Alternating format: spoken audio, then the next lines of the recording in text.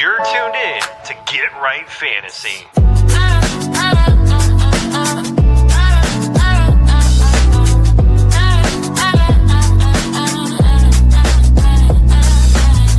Hey everybody, Adam Rank here. What's up, friends? Daniel Dopp here from the Fantasy Focused Football Podcast over on ESPN.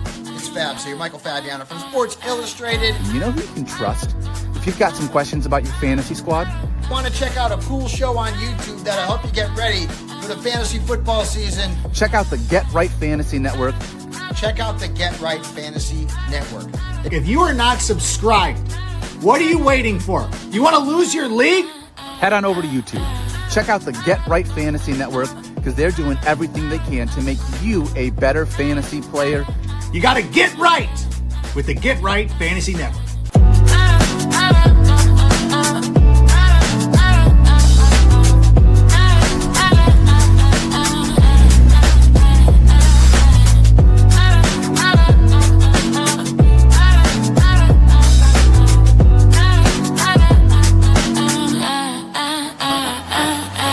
You're tuned in to Get Right Fantasy.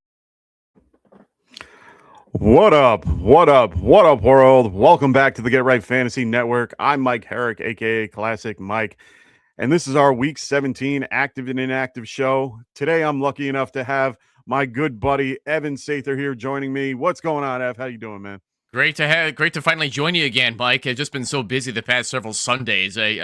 I felt a little bad, but I'm just glad to be here now. And the holiday season, I've been able to just let my foot off the gas pedal and just enjoy the rest of my year before we enter 2026. I'm still contending for third place in one league, and I'm already out of my other two leagues. So not so much a good season for me, but I'm happy about it. And there'll be plenty more good stuff coming our way, all of your way with Get Right Fantasy. That's right. And, I'm already thrilled that I got to watch last night's game and got to see Derrick Henry run all over everybody. It was fantastic for those that had him. Those that did not, I'm sorry. Those that are facing him, I'm sorry. But otherwise, it was a good night. Really excited to get into this last week of fantasy football for a lot of championship weekends and stuff. I got two that I'm currently in that I'm really excited about, and hopefully things go my way. This morning, we're going to be going over some news and notes since our Friday show, which isn't really a lot, which is great. Normally it's like, riddled with a bunch of stuff. We're going to be going over actives and inactives at 11:30, as well as answering your last second starts at questions. So please make sure you throw your questions in the chat. Just make sure to let us know what type of format that you guys are using and what type of situation that you guys are in. Today, the only notes that we got, Sauce Gardner, he's going to be playing today. I know it's not really fantasy related unless you're an IDP, but he will be getting the start today. Chris Olave, there was a lot of questions about him coming in because he was a limited practice on Friday and everyone got all up and, he's fine. They were limiting his reps. Everything is good. He's in Nashville. Everything's good to go. Nick Underhill already said he's going to play and no restrictions, so he's good to go. The biggest question mark right now is George Kittle. He is listed as questionable due to a sprained ankle. We talked about this a little bit on Friday. He's highly unlikely going to play as per Adam Schefter. And, they're going to test him out at pregame, but it doesn't look like he's going to play. I would already find an alternative if that's what you were waiting for. It's unfortunate because now your options are a little bit limited. If you have to go with some people, we talked about this on Friday. Juwan Johnson is a great choice. Kobe Parkinson is not a horrible choice. AJ Barner isn't, a terrible choice. Evan's going to say no to this, but Taysom Hill as an option, but he's not like the best option. And then also Tungus isn't a horrible option. He averaged, I saw a stat like 11.9 fantasy points when Kittle was out and with Purdy playing. So might not be a horrible choice if you need to, but I would go with the other choices before I go down that road. Tungus should be treated as a touchdown-dependent option. So if he falls in the end zone, you're celebrating. But if not, then at least you didn't take a zero. Yeah. But definitely pick up Juwan Johnson over Taysom Hill because It would not be surprising if they don't even use him against the Titans. Yeah, it could be, if anything, he's going to be part of the run game more than he's going to be a part of the passing game or being a part of any of that. He's a short yardage guy that definitely can help on the goal line if they're around there. They only have Estime and Hall in there, so yeah, they're going to use him a little bit more than normal. But at the end of the day, it's not going to be enough to really help your chances. You have a better shot with Juwan. I'm just wondering why they didn't put Alvin Kamara on IR. I mean, I know I they was a want to little get him shocked by back. that too. Yeah. I mean, some teams, what I've noticed a lot is a lot of teams can't put their guys on IR because they already have too many on IR. So they pretty much just have to, take care of them like, normal. I noticed that with like Mike Evans and, or no, not Mike Evans, Bucky Irving, when he was out for the long period of time. They just had so many people on IR that they really couldn't put him on IR until someone got off of it. So sometimes they have to go down that road. I don't want to push us too far off topic, but Sure. oh my goodness, has Bucky Irving fallen off the fantasy radar with how awful he's been. Oh yeah, he has. Thankfully, he's keeping some of his numbers up with the touchdown here and there, but he hasn't been doing much, and they've been using Sean Tucker a ton inside the 5 when they get to the red zone. And Sean Tucker has been doing very well considering, it's a 3-headed monster out there. They are definitely incorporating White and, so he's definitely taken a little bit of a backseat. Ricky Purcell, he is listed as questionable due to a knee and ankle injury. He is actually likely to play. Likely, I don't love. I'd rather hear the word expected to play. So I would just keep that in mind if you're thinking of using Ricky. I'm not. I am pivoting. Teteroa McMillan, good old T-Mac. He was added to the injury report this morning. It was really due to an illness. All sources have said that he is expected to play and be able to play despite the illness. So he'll be fine. He'll be out there. It's the same with Ricky Pearsall, but you're definitely going to be playing Teteroa McMillan over Ricky Pearsall. yeah. No, I'm not going to not play Ricky. I'm not going to not play Teteroa if I have him in that scenario. So let's get to some of this stuff. Oh, my buddy Little Worm, what's going on, man? How you doing, brother? He goes, good luck in Dynasty, Mikey. Thank you, sir. He is one of my Dynasty mates out in my Dynasty League that I am currently it's going to be a battle. It's going to be a battle for sure. I'm really excited for that. For my GFTW, what's going on, brother or madam? Walker or BTJ? Thanks. I'm going to go Walker here. I don't know what format this is. I need more information than this. It's not as simple as a vacuum. I need to know the format and scoring because it does matter because Walker's not a big pass catcher. True, but I am going with the guy that I know will have more volume in this particular offense and is a little bit. This is a good matchup for him in general.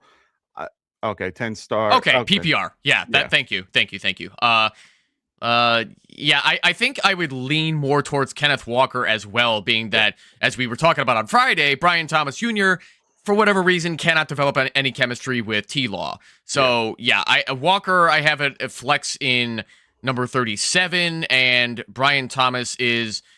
how far down is he? I have him at 59. So, I'm going Ken Walker in this case, now that I know it's PPR for sure. Yeah, I mean, for me, it wouldn't have mattered. I like Walker a lot more than BTJ. If I'm in any format, it really doesn't matter to me because in this particular case, he's more guaranteed to touch the ball. It's a good matchup for him.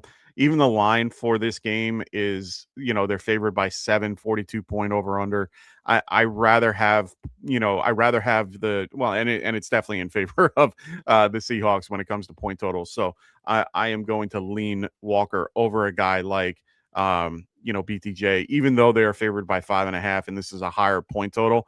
I don't trust them to, I can't sit here and tell you what's going to happen of like who's going to get the ball more. I already know Walker's going to get the ball at least, 20 or at least 15 to 20 times. I'd rather have that.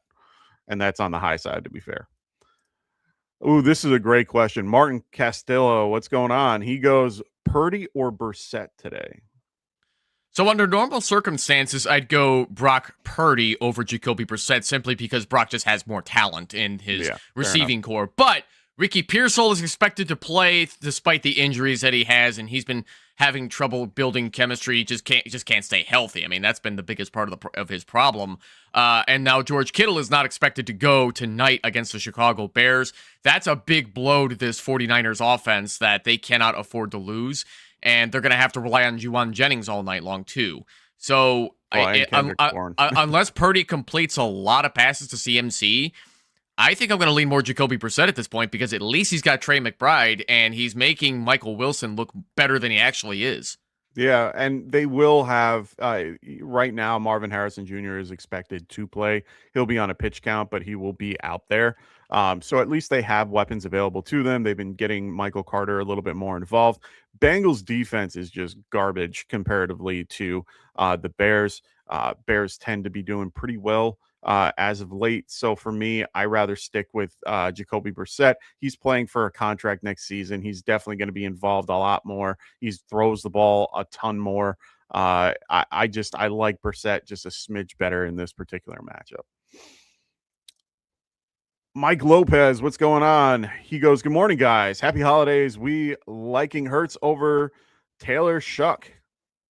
Tyler Shuck. Tyler.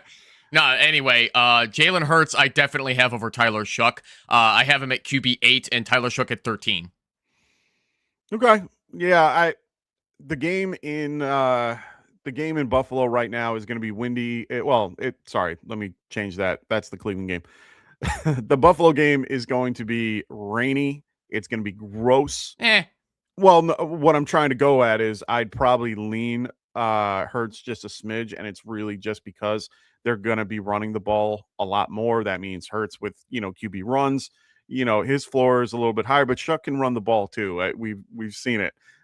He's not as, I can't say that he's not as good of a runner, but they are both pretty, good at getting out if they need to. Well, to be fair though, Shuck has to run for his life because his offensive line is so. Yeah, I mean, he has taken 6 to 8 carries since the bye week, but that's not necessarily a good thing. I mean, yeah, he did take it himself against Tampa Bay, but Carolina was not about to let him do that, and the Jets didn't even let him do that. So I don't see why Jeffrey Simmons and the Tennessee Titans defense would let him do that either. Yeah, I get it. I'm still leaning Hurts here. Better weapons all around. It's easier for him to get around, to do well. I don't like Hurts as a quarterback. I'm not a fan, but for your championship week, I'm going Hurts. Says the Giants fan. It's not just because of that. It's part of it. Marcos going, Bonus Diaz, what's going on, man? Great to have you as always. Hola, Marcos. ¿Cómo estás? My Spanish is awful. Oh, mine too. And yeah. Also, Mike goes, how are we feeling about Bucky Irving? We just talked about that a minute ago. You just missed it, my man. You just missed it. I didn't really say anything of substance about Bucky Irving, though. All I said was, gosh, I can't believe he fell off. So before the season began, I did a Reddit AMA when I used to be with Optimus Fantasy, and somebody said, are we higher on Chase Brown or Bucky Irving? And I said, I'm not high on either. I'm expecting Chase Brown to come down a bit from his RB10 season last year. And Bucky Irving, I'm not that big of a fan of because they still love to use Rashad White and Sean Tucker in a lot of scenarios because Bucky Irving is a terrible pass blocker. And we're finding out now they're not even using him in the red zone on goal line opportunities. They're using Sean Tucker. Yeah. So that's also why I was lower on Bucky Irving. Man, did I get downvoted to oblivion on that post. But I'll be damned if I'm not right about Bucky Irving. As talented as he is, you still have to start him because he gets great volume. But if he doesn't fall in the end zone, hey, at least you didn't take a 0. Yeah, I'm kind of in the same boat here. We were talking about it before. They've been using Sean Tucker a ton more in the past. In the goal line work. They've been using Rashad White a lot more in the passing game and pass blocking, so that's taken a lot away from Bucky. That's all he's good Bucky, for. Bucky is a talented runner, but he is not, he has okay hands. He doesn't have the best, and at the same time, they don't utilize him as much in the passing game. Rashad White is much better in the passing game. So is Sean Tucker. Sean Tucker does have the ability to catch the ball and does well out the backfield. He's more, Tucker is more of an outside runner.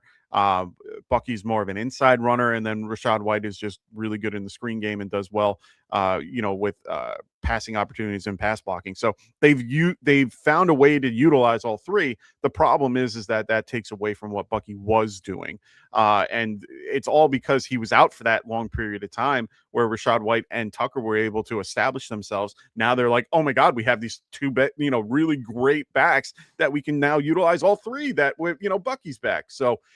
It's tough. It's a three-headed monster now. I try to avoid it, but it's your championship week. You're going to have to play him unless you have better options, which is foreign.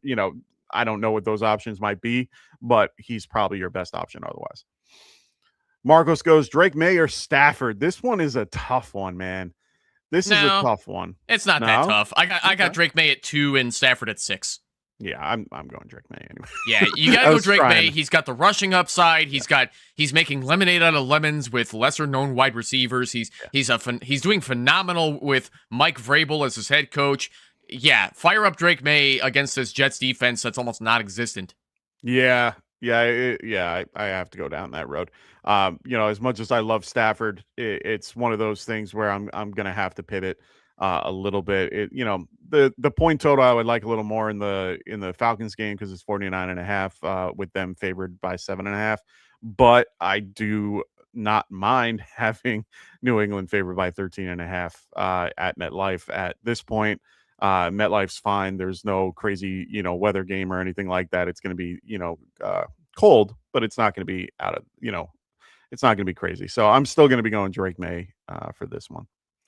Martin goes, thank you, fellas. Happy New Year. Happy New Year to you as well there, Martin. Hope everything works out in your new year and good close to thank you, Martin Castillo.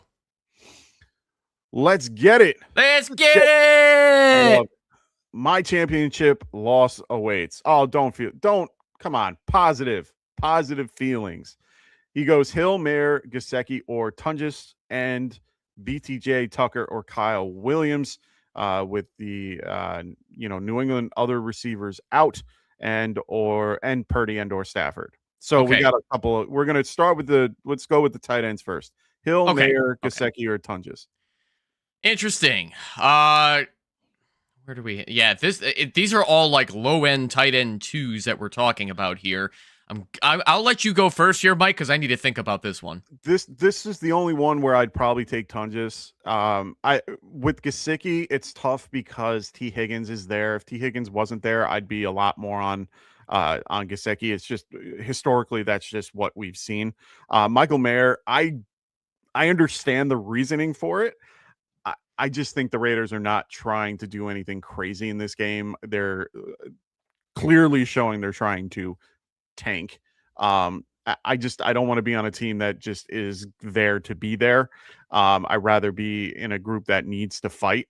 Taysom Hill, I don't mind, but it's just one of those things where he can either get you 13 points like he did last week, or he's going to get you 2. So it's one of the, I'd rather be with Tunges, who has the ability to do well and has an opportunity. I'm going to go, and especially with Kittle out and Purcell banged up, I'd rather go with Tunges. I am not going to be so bold with Jake Tonges because Tonges is not as good.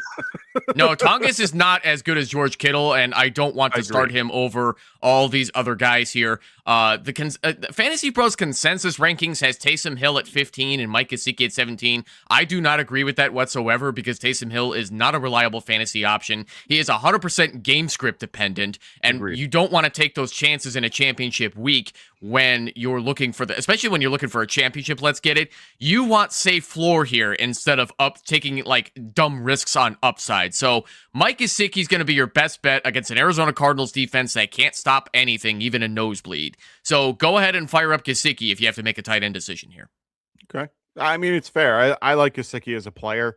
It's tough for me when he's got uh, it's a tougher choice when I see Higgins in. But I don't hate the option. And it's a I get it.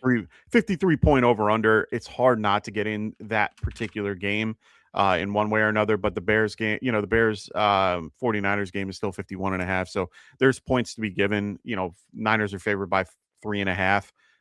Where Cincy is favored by 7. So you get a better quarterback overall. So I understand that too. You have Joe Burrow throwing the ball. I don't hate that situation. So I think it's between Gesicki and Tunges for you if you're making your choice. But yeah, I completely get where you're coming from. BTJ, Tucker, or Kyle Williams. This one's a lot tougher. Not really. Yeah, what are you thinking? Not really. Go BTJ here. Forgive me, I don't know which. Are we talking about Sean Tucker here? No, Trey Tucker. Oh, screw Trey Tucker, man. Right. We don't care about him. He's like a nothing in that Raiders offense. He's considered the number 1 wide receiver in the Raiders offense, but it means nothing in fantasy value. But I mean, if he happens to fall in the end zone, it's like, okay, yay. But like I was saying earlier, you want safe floor here. You don't want to take dumb risks with players that are not dependable options in fantasy. Kyle Williams is another case where he's definitely the future for the New England Patriots, but there are just too many other mouths to feed in that offense to make me want to start him over BTJ. So yeah, go ahead and start Brian Thomas Jr. with those choices. Yeah, I mean, with Booty and Hollins out, I understand why. And Stephon Diggs is out there too. No. I'm saying that Booty and Hollins are both out. They're I know. not even. Yeah, they're not even in. And then Demario Douglas is questionable with the leg. So I understand the reasoning behind it.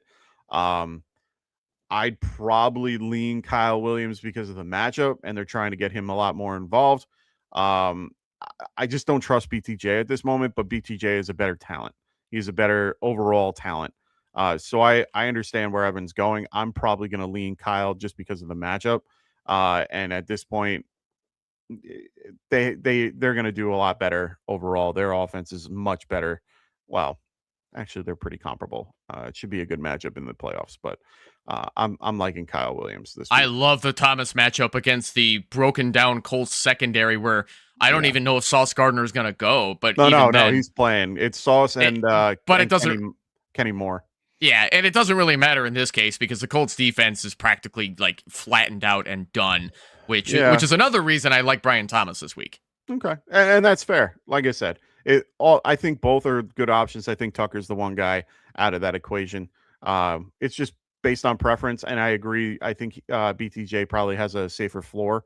Kyle Williams is more of a boom play, in my opinion. Just in case you need that ceiling. If you faced Henry, I would probably play Kyle Williams just to see if I can get more. But if you're trying to play it safe, I'd be going BTJ. Ray, what's going on, brother? He goes, Mike. Wait. We missed the last one. Which one? Oh, Purdy. He had a quarterback question. Sorry. Purdy or Stafford? So I have Stafford at 6 and Purdy at 7. So really, you could flip a coin and it would be okay. But I would say play against the worst defense, which is the Atlanta Falcons, because they don't get the takeaways that the Chicago Bears do. I don't think the Niners are going to struggle too hard against the Bears defense, but I don't see the Falcons stopping the Rams either. So I would say fire up Stafford in this case. Yeah, I'm going Stafford. Just better outcomes, better weapons, better everything, and going against a pretty beat up Atlanta Falcons team. They are still decent against the pass with Terrell, and they have a good secondary with Jesse Bates. I don't hate it. I know that they are going to do better, and it's in a dome where Stafford loves to be. I'm gonna stick with Stafford. Back to Ray. What's going on, Ray? He goes Genty or Barkley full. Gross. He says he's going against CMC, JSN. I mean, it doesn't matter. It doesn't matter to me, but in this particular case, I'm probably going Barkley. Yeah, I'm going Barkley.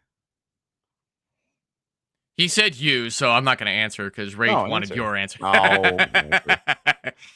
Oh, but But no, man, you got to go Saquon Barkley here. I mean, Ashton Genty will do better in the future. I have Barkley at 6 and Genty at 9. They're both pretty good matchups because the Buffalo Bills are notorious for being horrible against stopping the run. Yeah. And I Without think you it, have all to of go it. Saquon Barkley here. Yeah, it's Barkley either way. It's going to be crappy weather game. They're going to have to keep the ball on the ground. They're going to have to run it. Genty, they already were saying that he was hurt. Like he's expected to play, even though, like all these different things. One note I wanted to add with that, just because it's going to be rainy and yucky-ish weather in Buffalo, that does not mean start benching guys like A.J. Brown and Devontae Smith or just any other pass catchers that you have on either team. You can definitely start them because both teams will have to throw the ball at some point. And they find ways to get the ball in the hands of their receivers, even if it's like 25-mile-an-hour winds and like invisible, because the Buffalo Bills have to do it anyway. They're used to this weather. Yeah, they're used to it. And it's at home. This is a game that they need. Regardless, they need to stay up in their division. And on top of that, Josh Allen tends to play okay.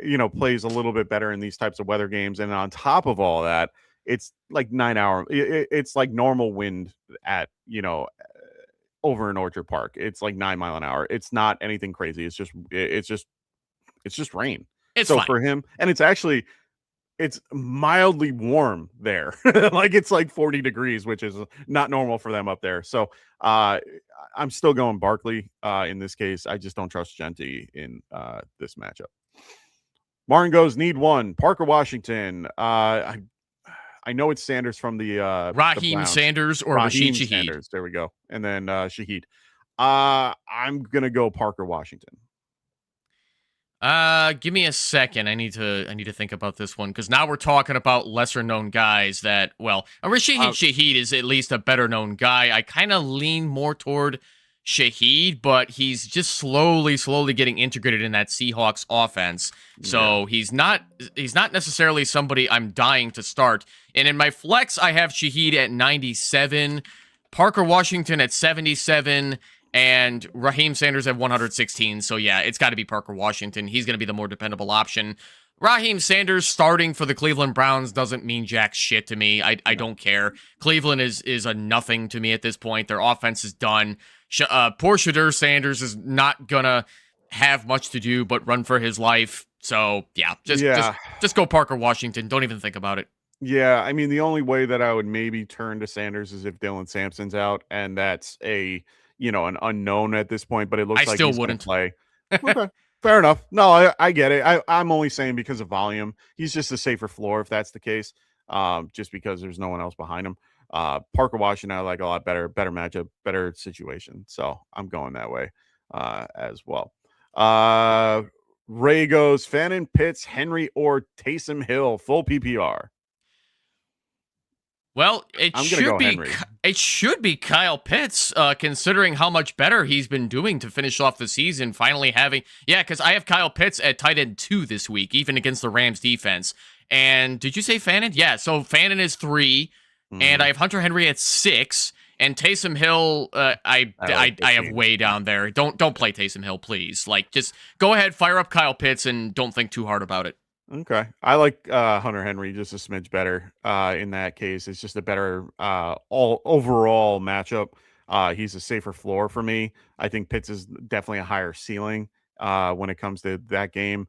They're going to have to throw the ball. They're already underdogs by 7.5 at this point. And with Drake London, a unknown and, questionable, but expected to play, I would definitely be okay with playing Pitts in this. But for me, it's Henry. I just like the matchup. Marcos goes, pick one flex, full PPR. Blake Corum, Rico Dowdle, or Monangai. I'm going to go... That's a good... I think I have to go Rico Dowdle here.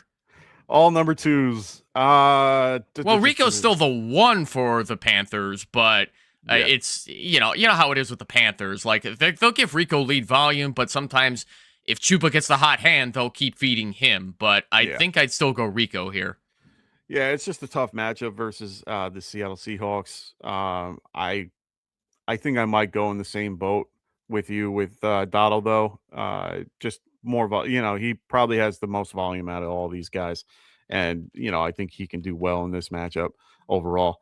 His teammate Tedoroa McMillan, he's going to be active today, despite his listed as being with an illness at the start of the game or at the start of the day.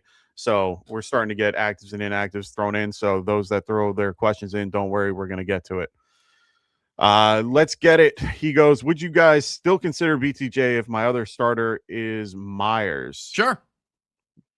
Okay. Living in the flames of the Jaguars. Yeah, why not? I don't hate that particular scenario. Sometimes it works. Right now, with what Trevor Lawrence has been doing the last few weeks, if you're looking at his numbers, he's still attempting 30 or more passes per game, completing at least 20 or more. And he's gone over 300 at least once out of the last 3 games. So he's spreading the ball out. He's had, 10 touchdowns in the last 3 games. I don't hate that. Yeah. Someone's going to get the ball. Breaking news, too, is separate from this question. It has been confirmed that Tedoroa McMillan is active today. He will play. Yeah, that's what I just said that. Yeah. Okay, yeah, I must have been looking at Twitter as you were just saying that, too. So multitasking can be hard sometimes. We do have the same notifications for these guys, so I get it. My Twitter in my browser window takes a little bit of time to refresh, too, and yours, whatever you're using is probably a hell of a lot faster than what I got. I'm just using the phone. So I'm starting to get some actives and inactives in. We got Marvin Harrison Jr. He's going to be active today.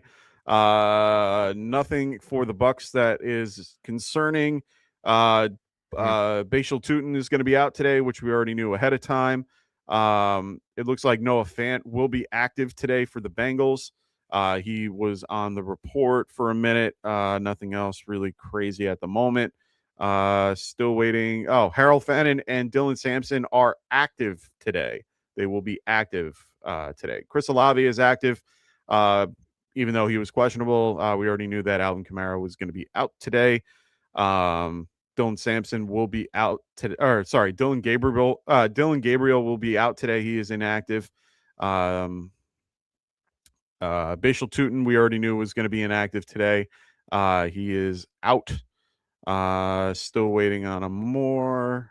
There's not many today because there's not a lot of 1:00 games in comparison to the past.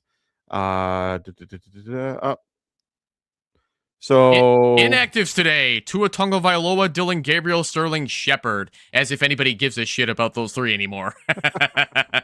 And it's one of those things where it makes sense. It's good to mention here and there. Interesting. Kobe Bryant will be out for the Seahawks. One of their good corners. He's their nickel corner. He's going to be out today. Titans don't have anybody of merit that we care about.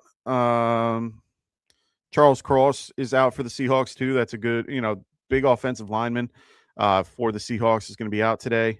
All right. I got no one else. We already know that Travion Henderson is going to be active today. Looks like Pop Douglas will be active today. Tua's going to be out. Dylan Sampson's going to be, or Dylan Gabriel. You already said that. You're going off the Adam Schefter post. Okay, cool. So yeah, those are all the actives and inactives today. If we see any more that pop up that are meaningful, we will let you guys know. But right now, I think we are good to go. Yeah, I'm most not so concerned about Pop Douglas being able to play today, being that a lot of people are hyping up Hunter Henry, hyping up Kyle Williams, and I think Pop Douglas being in the mix is definitely going to hinder the both of them. But if you have either of them, they're both not bad plays. No, it's a good matchup. They're going to spread the ball out. Hopefully spread the ball out a little bit in this one because they can. Yeah, they absolutely can. Yeah. So Martin Costello goes, last one, guys. You can have as many as you want. Don't apologize. Or don't say that. Darren Waller or Taysom Hill today? It's easily Waller. I'm going to have to lean Waller as well.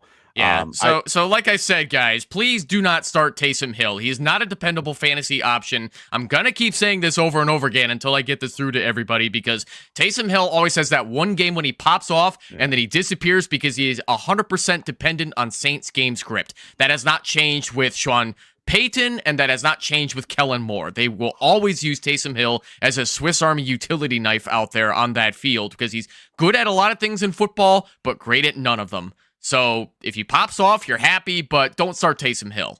Keep him on your bench. Yeah, I'm gonna have to agree. I'm a big fan of him as a player, but I am not a fan of him this week in fantasy. It's one of those things where I can love the player, but I can't be a part of his general situation this week. Ray goes start. I know that means start. May or Burrow. I think it's Burrow. Does it mean start, or is he talking about Stafford? Oh, didn't even think about that. Stafford, May, or Burrow. I'm still playing Burrow.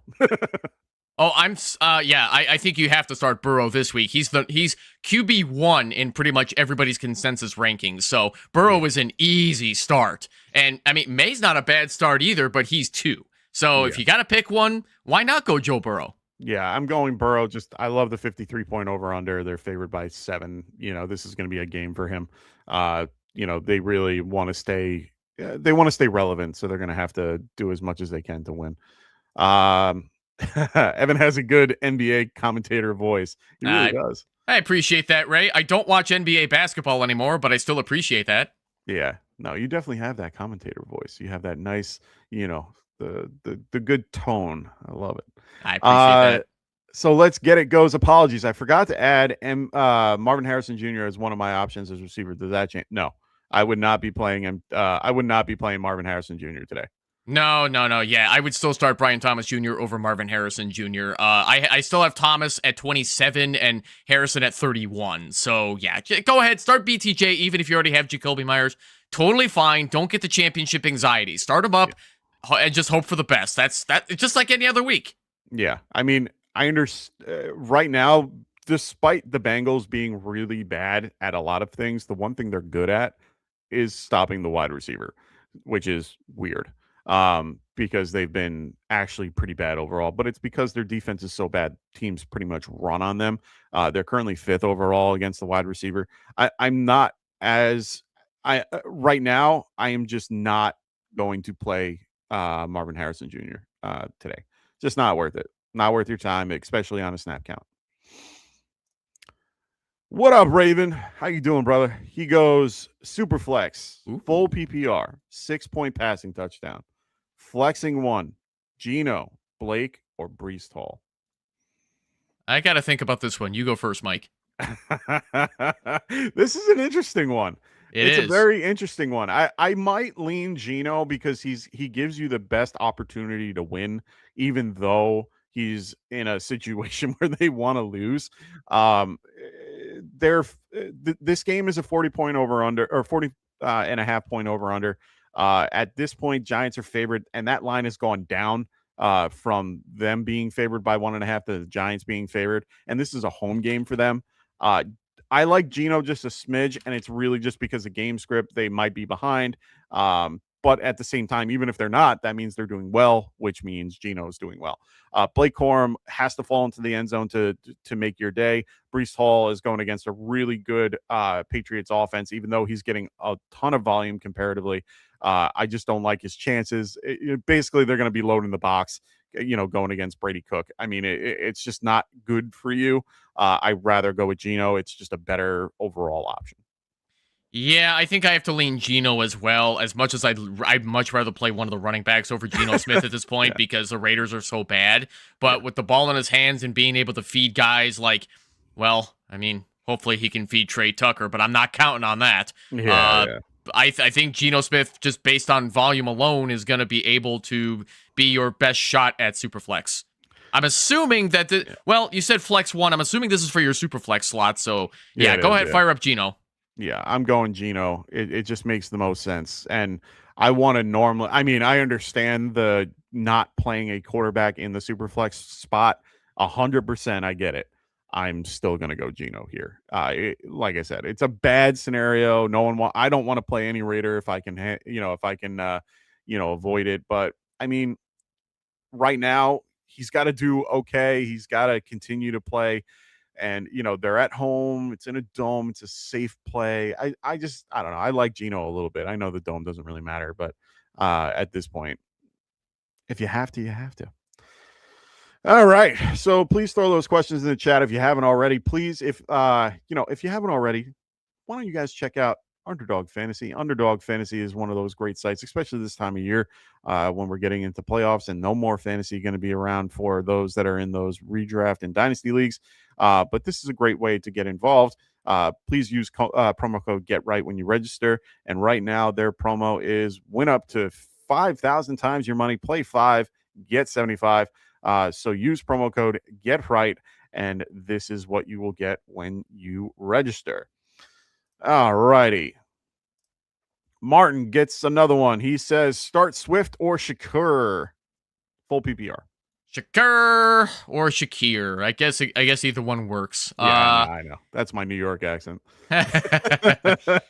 I'm leaning more. Well, yeah, because I don't like counting on any Buffalo Bills wide receivers because they have their passing game playbook similar to the Green Bay Packers. They don't really have a true number one wide receiver. They love to spread the ball to whoever they could get the ball in their hands to, and they like to revolve around Dalton Kincaid, similar to how the Packers like to revolve around Tucker Kraft before his untimely, unfortunate ACL tear.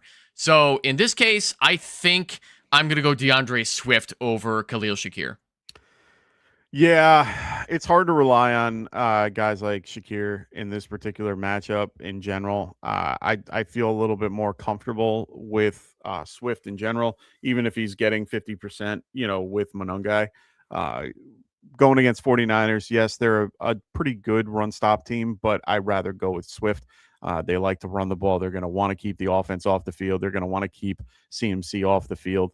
I'm gonna go with Swift. They're gonna want to, they're gonna want the time of possession in this game for sure. What up, Knuckle Buster? What's up, y'all? Happy holidays! Happy holidays to everybody out there. If we haven't told you guys that already, we're almost getting close to the new year, starting brand new shortly after this. Please make sure, for those that are new to the show, you're liking and subscribing to the show. We really do appreciate that. Gets the algorithms up, gets us out there to more people. Also, check out our affiliate podcasts as well. Phil at the Extra Point, as well as Kendall at the Fantasy Football Tavern. Make sure you guys are liking and subscribing to their shows as well if you haven't already. Also, check out Evan's show on Barely Fantasy on YouTube. Make sure you guys are liking and subscribing to his as well. It's not yet a show, but at least I do put out YouTube shorts and occasionally YouTube videos. As the holidays came here, I haven't created anything lately, but as the off season ramps up, I will definitely have more YouTube shorts on the way in January, as well as some hold, buy, and sell advice for your dynasty leagues and because I know how some of you are. You're gonna want to make those crazy trades in January when you probably shouldn't, but don't worry, because I got you covered for that, and I'll help make sure that you don't bust up your dynasty team. There you go. I mean, one of my favorite trades that I've made in January was a trade for CJ Stroud and Trey McBride. I traded Anthony Richardson, a first and a second, and I think another second for those two. And I was pretty happy with the outcome. I wouldn't sell Trey McBride even for 3 firsts.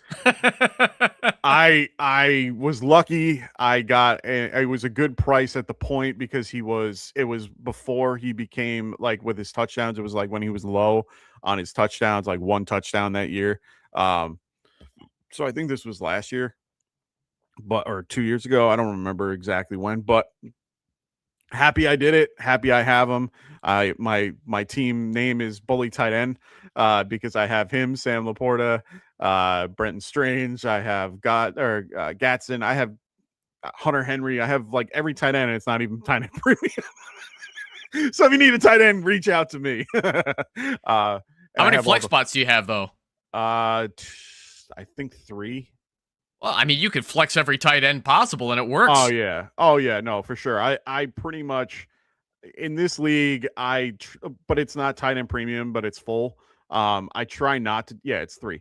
I have a good amount of running backs too. So I have Derrick Henry, Josh Jacobs, Brandon Cooks, or not Brandon Cooks, James Cook, Montgomery, Stevenson. Like I have a good amount of running backs, so I pretty much just put those in. I need more wide receivers, so I might be trading those guys for some wide receivers in the future. But either way, it's one of those things where it is. Yeah, it's fun. It's fun. That does So sound like fun, man. oh yeah, My dynasty team shit the bed so hard this year, just like it has for the past few seasons.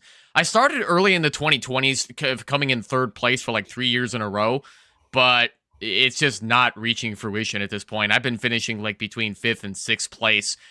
There was a lot of trades that I regret, but sometimes you got to risk it for the biscuit, and if it doesn't work out, well, sometimes that's just the way it goes. Plus, a lot of my guys like to get injured and put on injured reserve between Sam Laporta, Tyreek Hill, Garrett Wilson, Rashee Rice, Calvin Ridley. Not that Ridley's that valuable anymore, but I lost a lot of guys like that. It just happens, man. Sometimes that's just the way it goes, and at least it's a fun home league that I enjoy. yeah. I mean the one dynasty league that I'm in that I'm currently in, that I was talking about before in the beginning with Worm when he was wishing me well.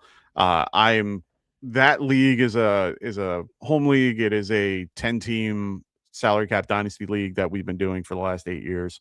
And it has been a long time that I've been building this team. In general, I won last year, but this year is one of those teams that has just been doing pretty well in certain scenarios, and it's just been a really solid group. I'm just hoping that I can continue that today and continue that going against he truly, Cali has been truly the second best team in our league. He had a rough start, but then he started building up and doing well. We had one guy, just to show you how this league has been going this year. In the beginning, we had one guy who was he was at the bottom of the pile. He was 7-1 at one point and was leading and even beating my team that was 7-1. Or no, I was 6-2 or something. Or no, it doesn't matter. He was winning. He was 7-0. There we go. 7-0. I was 6-1, and he kept up. And then all of a sudden, he got all the way to fourth, and now he's fighting for his life in fourth. So, it was just a really fun, season in that group, and really looking forward to today and tomorrow of these games coming up. So is his team the Indianapolis Colts? Basically, zing. I mean, his team is one of those teams that we all looked at and we were like, how is he winning? And we looked at it over and over and over again, and you can't comprehend it. He had Justin Herbert, Travis Etienne, Genty, Pollard, Adams, who currently is doubtful, and I don't know why he's still in. Xavier Legette, Deebo Samuel, Devontae Smith, Mike Gesicki, his Trevor Lawrence. He's got all these great, he has some great options that all hit, but at some points during the year, they weren't as good and weren't hitting. But there were times that he would go against a team where he would score 98 points and the team that he was facing scored 98. Like he would win those games, like those close, small, but his statistics, if you looked at them, were insane. And like when you're looking at it, his point totals for points for, he was not even close. Like he's number 8 or 9 at the points for, and is considered the fourth best team, when a team that was ranked currently 6th has the most points for, and is currently at the 6th. Like it just doesn't make any sense, like when you're looking at the numbers. And somehow he found a way to get to the playoffs, and now he's fighting for third. And we'll see how it goes. It looks like he didn't change anything in his team, so he might be getting that 4th seed, which sucks because in that league, 4th gets absolutely nothing. I've been there. It sucks. Welcome to fantasy football is the narrative that we're pushing here. Oh, I agree. I mean, in that league, it's a little different. So that particular dynasty league, we do a lottery for the bottom 6 teams. So there is no 101 other than those that you have to earn it, and it's a lottery. So in this case, we pick a major championship. So usually we try to do the Masters because it's earlier, but we either do the Masters or the PGA Championship, and we basically pick golfers and everyone picks a golfer. We randomly pick and then have everybody pick their golfer, and whoever finishes in a better spot, that's the order of what we pick. So it's a lot of fun, and that's one of the fun things of being in the bottom half and not in the playoffs. But the top 3 teams get money, the fourth gets nothing. And then there's also we do a 2-week combined bottom tier thing where you can get like the 111 out of, it's just an extra pick. And yeah, so fourth gets nothing. Nothing. Can't even be involved in the 2-week combo thing. So Yeah, my dynasty league I've been giving it's a $30 entry fee. We keep it low so that we don't scare people away from committing to dynasty, because otherwise you got a lot of high turnover, you have trouble filling spots, and I try to keep it with people that I actually know. Oh yeah, of course. Because that's the point of a home league. Fourth place at least gets your $30 back. I don't know if I'm going to change that. I've been spending a lot of this Christmas holiday break just thinking about what do I want to do with this dynasty league. Maybe I'll hit you up after the show, Mike, because I got a lot of stuff I need to think about. Like, do I want to just take away a lot of stuff that I've been doing and just change it too much? I don't want to do too much and force people out, if that makes sense. No, it makes complete sense. I mean, I don't think we're getting to that point yet with us, with our home leagues. I have 2 big home leagues that are for big money, because these guys don't do it unless it's for money, and good money. And at this point, both of my leagues pretty much stay with the same theme, because we're all in the same league. We have like 4 guys, or no, we have like, I think it's like 7 guys that are in the same league. So we only have like 3 or 4 different guys. And right now we're at $300 for buy-in for both, and next year it's going to be $350. So High rollers. Well, we're not all high rollers, but every year we basically have the money go up $50 every 2 years. So it just keeps everybody active. It keeps everybody in one of those scenarios where they're trying to, they want to keep being a part of the final pot. The hard part is trying to divvy up the money as it gets bigger and how to keep people active in it. Our redraft league, we have hey, Marcos, muchos gracias, everybody, for all your help this season. Really appreciate your time and expertise. We really appreciate you guys. Thank you for everybody that's been watching the show and continuing to, enjoy, my ramblings on Sundays, as well as having Evan here and being a part of everybody, including Kendall, Phil, and Frank. So thank you, everybody. We really do appreciate Donata, Marco. So glad we could help you out this season too. Yeah. Hopefully our advice was able to help you guys win your championships. That's all we care about. We don't, I care about my teams, but I also care more about helping you guys. But yeah, we have a last place thing that we have in place so that people don't tank. So basically, last place pays for third. So that's pretty funny, actually. Well, especially in a 300, like a year like this year, where next year it's going to be 350. That means you're paying 700 just if you're losing. Jesus Christ. Well, that's the price you have to pay. So that's why it's interesting and why it keeps things a little bit active. We've been discussing since the money is getting a little bit higher, because that's a lot of money. That's $700 that you're going to have to put in. You're paying for 2. It becomes a little bit much. We've been trying to find ways to make that burden a little less, but still enough to make you go, oh, I don't want to lose. Like if you put it down, if you cut it in half, then it's like, who cares if I lose? I'll just sell my team.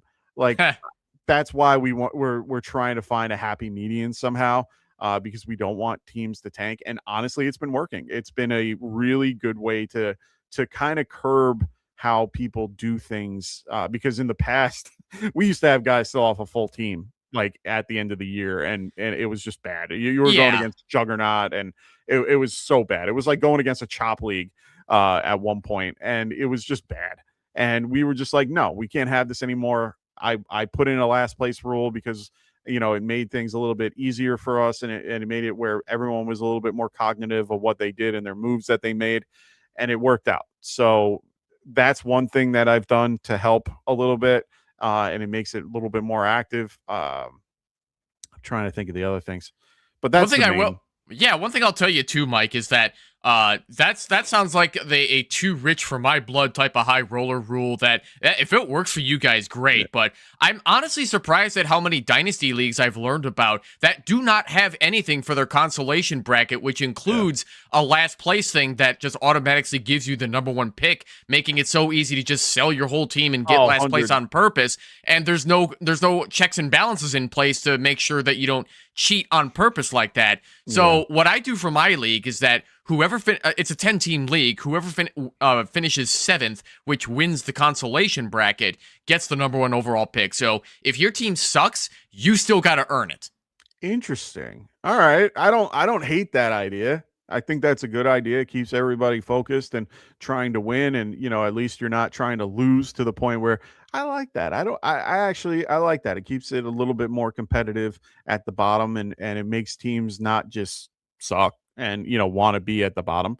And then then you get taco teams that are pretty much just you can roll over every week, and it's you don't want that free buy every week. It's just not fun. It's better when everybody's a little competitive. We had that one time in one of our other dynasty leagues that I'm in the championship with, where you pretty much knew you had a bye week every week, if you're facing a few of the teams in a row. So yeah, I don't know how many of you still listening are in your consolation bracket right now, but I'm always disappointed when even a redraft league has nothing for the consolation bracket. Like the 10-team one that I run for my home redraft league, the winner of the consolation bracket for that one gets the draft pick of their choice next year, which is usually number 1. So I just set it to number 1 unless somebody says I'd rather have like 2 or 8 or whatever. And it's like, okay, here you go. And that's not a bad idea either. My redraft league, we don't really do that. With anybody, like with our consolation, we kind of keep it at whatever, but it's normally because we figure out our particular draft order prior to the season starting. So, and that's for our keeper league. So we pretty much we will do some, like last year we did like a beer pong thing, which was dumb, but we ended up. Is it dumb when you're 21 though, versus like us now in our 40s? I mean, I'm 40 as well, so. Well, that's my point. Like, we're all with like 38, 40. Like, it's one of those things where it's like, come on, guys, let's do something else. But like, for years, we did a AI generated WWE Royal Rumble where we all, randomly picked our particular wrestler, and then they all came in randomly. So it was a full random thing. But they got pretty sick of it, but we did that prior to the season starting so that we knew what was going to be the next season, because we didn't want there to be situations where we couldn't figure it out, and we wanted to know where those picks were. So we started doing that a little bit. It helped. Man, you got me thinking about a lot of ideas for that. Like, Kendall and I talked about this a couple of weeks ago, where, like, determining draft order, for example, which we'll definitely talk about once we get to, like, summertime, like, Super Smash Brothers tournament, like one of those things. Like, winner of that one gets the top pick. Hey, I mean, we're doing this historical baseball thing with my buddies. I mean, that's going to be another thing that I might suggest to our couple of our commissioners if they want to do as an option. Setting up that particular league, and then whoever wins that and then based on the order of the standings, we could do that. I'll have to talk to them later. So T. Hamill says, I don't like that at all. The worst teams should get the best pick to allow them best chances to rebuild it. Making a middle team get 101 is awful, in my opinion. That's fine. I understood what Evan's going with. It makes it a little bit more competitive at the bottom, which then makes things a little bit more competitive overall. Yeah, I hear what you're saying. But it's kind of like going on the point that I was saying earlier, where it's like, ideally, the bottom team, in theory, should get the top pick, but the problem is it's just too easy to cheat the system and just make your team suck on purpose and go, oh, yeah, I got the top rookie this year. I win. And it doesn't take any talent to do that. So, seventh, I wouldn't call. I mean, it's fine that if you want to call a seventh place team middle, but I call that like top of the bottom half of the league, which, it's also based on your particular league. I mean, I'll tell you right now, my redraft team, my redraft league, the home team, the keeper league that we were talking about, that league was incredible. I'm currently in the 7th seed, fighting for the 5th, and I was 8-7. Our first place team is 9-6, and our second place team is 9-6. Our third place team is 9-6, and our fourth place team is 9-6. When the 5th place team is 8-7, and then the 6th place is 8-7. We were a highly competitive group last year.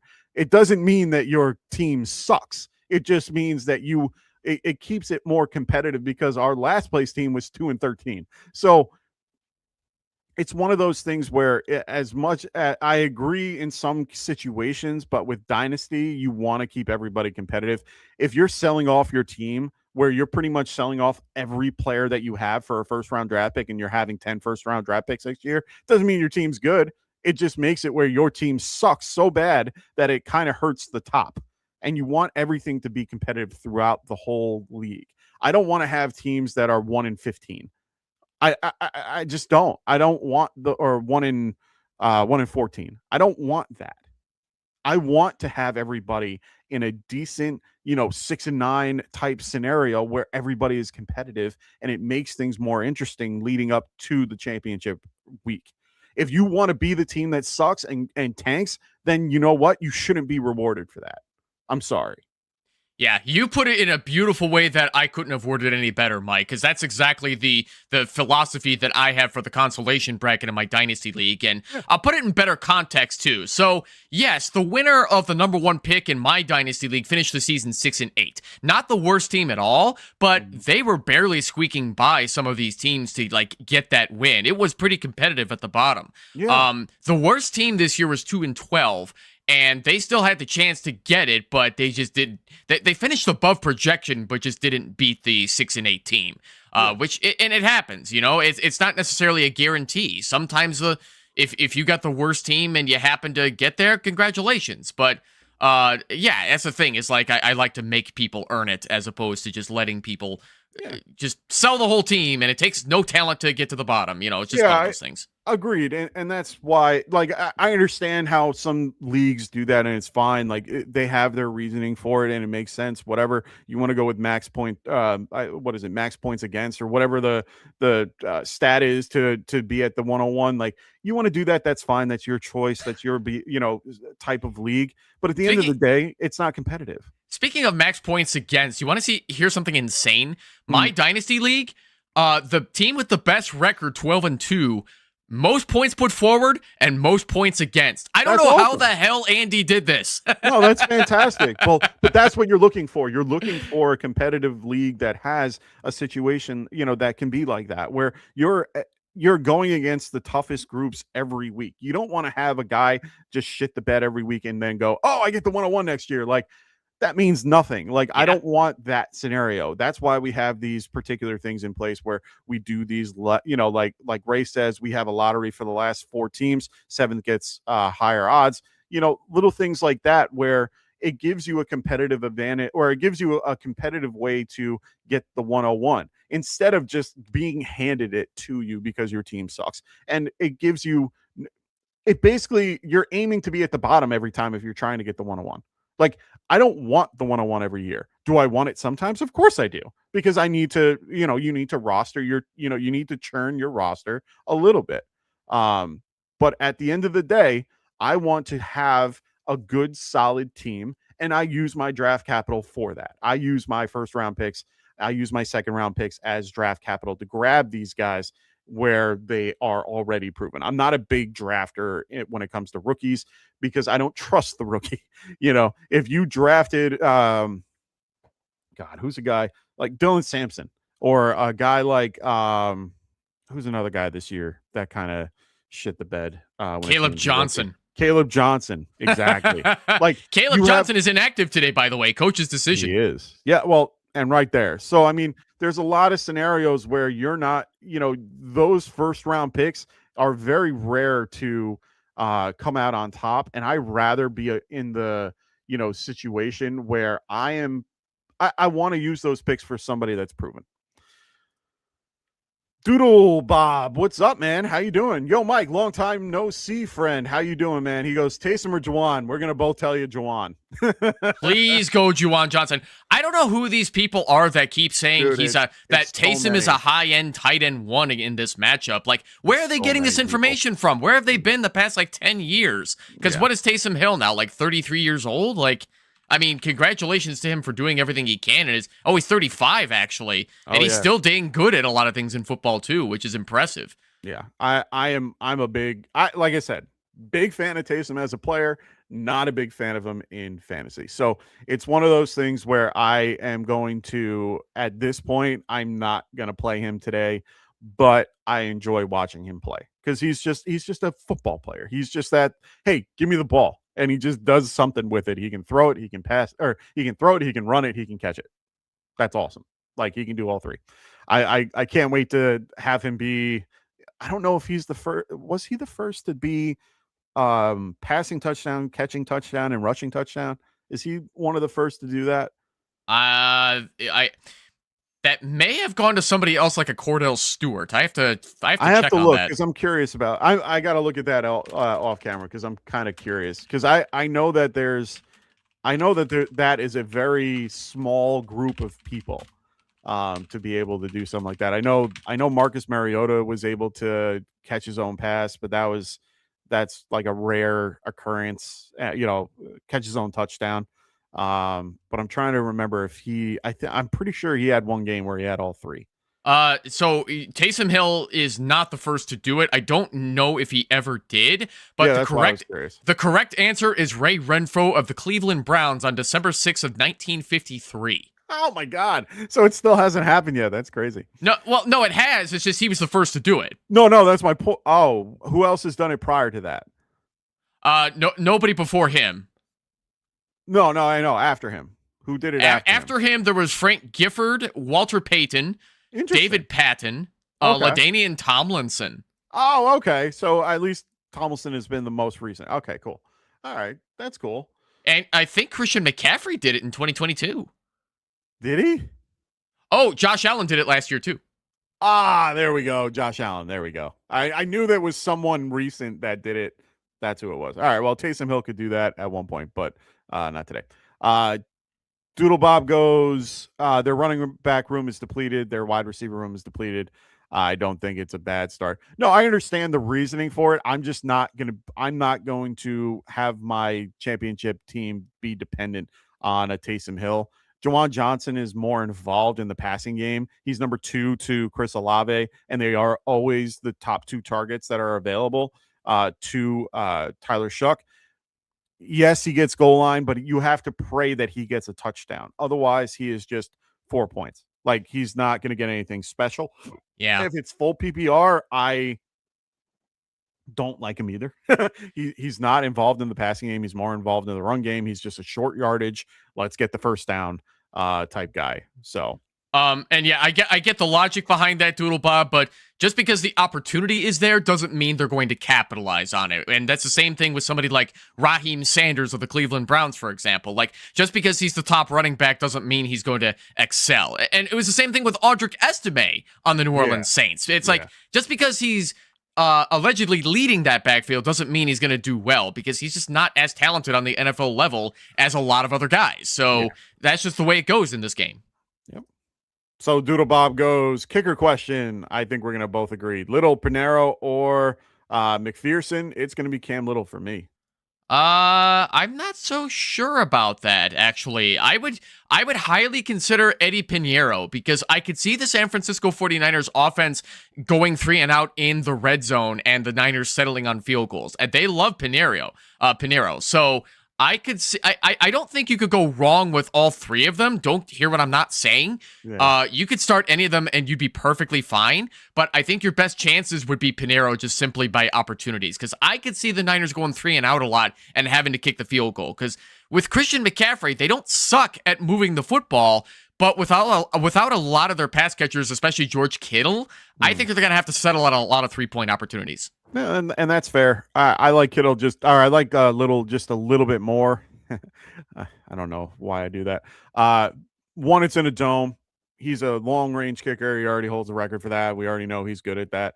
And two, as much as the Indianapolis Colts haven't been playing well on defense, they can still stop people and in a on their side of the ball or on their side of the field, which is enough to make them kick. They are not a team that goes for it on fourth down a lot. I rather have Little in this case. It's just preference. Yeah, no, like I said, you really can't go wrong with all three, Doodle Bob. No, So they're all top three. Pick the one you like most and go for it, because I think they're all going to be marginal.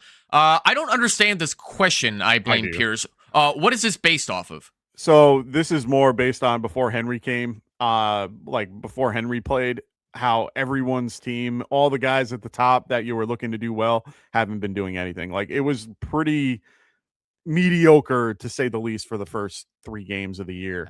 Isn't that every year anyway? Sort of, but you would expect more from a guy like Gibbs. You would expect more, from guys like Dak and CD and Pickens and, all the guys that you would normally think are going to do well. Just haven't. Then you had the Broncos Chiefs game where you were facing, the third, you had your third string quarterback in for the Chiefs, Rashid Rice out. So you had a bunch of guys that normally should have done well that didn't. And then you had Henry just go off, which is nice to see. So I understand it. And even guys like Collins, who everyone thought would, I think everyone was so shocked to see, Jalen Noel and Higgins get their touchdowns, but Collins got nothing after that. Guys like Glad McConkey kind of falling on their butt, all these little tiny things where people were expecting big things, but it didn't happen. I've already talked about it, and the concept of having these 3 games on Christmas is horrible. I think 1 game, leave it at that. By the way, when we went live on Friday, when I was talking about the line on that Texans at Chargers game, I called it. I knew the freaking Texans were going to beat the Chargers that game. It's a shame I didn't put big money on that too, because I would have cashed. Oh yeah, I mean, I was high on the Texans in that game. I was already, just based on the line versus line, situation. Both lines sucked, but the better line was the Texans at that point. So I do have something else I want to share about based off of I blame Pierce's question here. So story time. Back in 2020, there was a lot of people in the fantasy football community that were looking at strength of schedule based on the last 3 weeks of the season, back when we only played 16 games in the NFL. And a lot of people were trying to trade for Derrick Henry because they wanted to go up against the worst run defenses to hopefully get force themselves into a league winner situation. And Derrick Henry had, on paper, a juicy matchup for the last few weeks. Derrick Henry did really well against the Jaguars, did really well against the Lions, but in the championship week against the Packers, he did go 23 for 98, but didn't fall in the end zone, resulting in 9.8 PPR fantasy points. So as a result of that, Derrick Henry was not the league winner everybody was looking for in their championship week. So when you're trying to force yourself into that situation, don't be surprised when it doesn't work out. That's the game we play. You start your best, you hope for the best. You got Nico Collins, I blame Pierce. You got CeeDee Lamb, you got Jahmyr Gibbs. It happens. Yeah. That's the game we play, my friend. You're telling me. I mean, I have all these guys in one way or another in one league or another, and I had that happen. And, believe me, I get it. It's not fun to have happen. It's kind of funny. I'm facing a guy that lost DK Metcalf and Brock Bowers. And I'm like, I kind of wanted them to play because he ended up playing Christian Watson and, made it where the game is a lot closer than I wanted it to be. And it's one of those scenarios where you're looking at that and, these guys that you don't know about or these guys that are at the bottom and, they're getting a little bit more involved. Bill was another one that, Bill Krosky-Merritt ended up doing pretty well and getting his 2 touchdowns where no one probably played him. So, or at I least think some very people little. did, though. No, some did, but some didn't because, based on their particular scenarios. But yeah, Doodle Bob, he goes, start Lawrence over Brissett, right? My only thought is that the Arizona Cardinals versus Cincy game could be a shootout, and Indy versus Jags could be that, but the defenses are somewhat solid.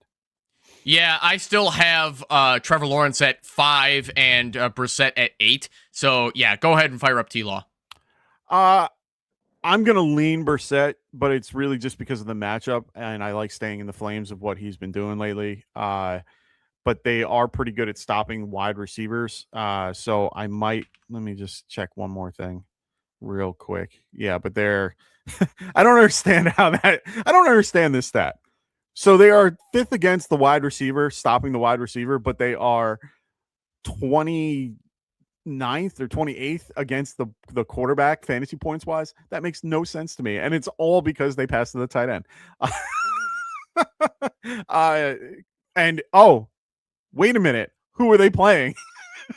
They're playing Brissett versus one of the best tight ends in the league. I feel okay about Brissett in this particular scenario. I don't think you can go wrong with either or. But Trevor Lawrence is on the better team, better weapons. I'm going to lean Lawrence just a little bit, but I like Brissett today for sure. Okay. I wouldn't say he's a bad play, but I'm still going T-Law. Yeah, well, that's what I mean. Like, I like him, but I can't. There's no way that I can't. I would rather play Lawrence over Brissett today. And it's in a dome. Well, both are in a dome. No, that one's not in a dome. So, right, these times of year, I'd rather be in the dome. Like, I don't care about sometimes the weather doesn't always matter. I care about the dome. It's just more of a controlled environment. I'd rather be in a situation that I'm, feel more comfortable in. Thankfully, a lot of the games this week are in domes, which have been very helpful. But the 2 games that aren't are going to be the Cleveland Browns and the Buffalo Bills. So those 2 games are going to be wet weather games. Everyone else is pretty much in a decent scenario in one way or another. So just know that going into your matches. Yep, they'll put in their longer cleats and hope for the best. Yep. That's all we can hope. All righty, boys and girls, we're gonna wrap this show up. I got things to do. I got to go spend time with my ladies. So we will see you guys in the off season. At one point, we will be out. Make sure you guys check out our Discord below if you're not in it already. Please make sure you guys are liking and subscribing to the show as well. We will keep notifications and let you guys know what's going on. But we will always be in the Discord. So make sure you guys sign up for our Discord. It's a great group of people. We really enjoy being a part of that and really I actually feel great that we've been doing a lot to build it and make it what it is currently. Just a great community of people. Hope everybody. And if you want to talk to Kendall, he's on his phone answering questions in the Start Sit Questions channel on our Discord server. So say hi to Kendall and congratulate him on his 3rd child too. Yes, me and Kendall both having our children around the same time, which is always nice. Unfortunately, we are 1,000 miles away from each other. So I hope everyone had a wonderful Christmas. I hope everyone has a wonderful Happy New Year. Look at this. Oh, I love you, Raven. He goes, best fantasy community on YouTube. We appreciate that. We really try our best to be a really good source of information for everybody and a really good community for everybody as well. So like I said, check out our Discord below. Make sure you guys check out everybody here. We have Evan, we have Phil, we have Kendall and Frank. Everybody is a big part of this machine that keeps everything moving. So hope everyone has a wonderful and happy New Year. Evan, thank you so much for joining me today. Always appreciate you joining me on these Sunday shows. It's always nice to have an extra person to talk to instead of myself. I was wondering how sick you were of getting talking to yourself. Sometimes I don't mind it. My wife already, my wife jokes around all the time that I'd rather do any, we miss Rasta too, but he's in the background helping out with some stuff as well. He is working on life and making, trying to get himself in a good spot. Hopefully we have him back soon. Yeah, don't fret about Rasta. He's still around. He's just like Mike just said, behind the scenes. Yep, behind the scenes, keeping us laughing and keeping us involved. I gotta congratulate him on his. He is now a grandpa. He is a grandpa. He's an old man now. So yeah, he's got life going on. He's got to handle all his stuff. So congratulations to Rasta on him being a grandpa.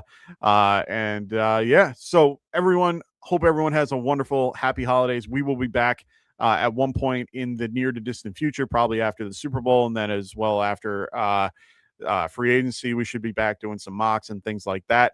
Like I said, best place to find us in the Discord. So please join our Discord, and we'll see everybody soon. Please like and subscribe. We got 51 people watching, so please make sure all those people on there are liking and subscribing if you haven't already. We do, but it's all love. It's all good, man. Felt good for my Bears to get that dub over you guys too. Hey, you know what? I'm rooting for the Bears. You guys are in a good, you guys have worked your way up, and I wish only good things for the Bears this coming playoffs. So happy New Year to everybody. We will see everybody next season. Good luck to everybody in your week 17 championships or third place championships. I will see you guys. Evan will see you guys next year. Later.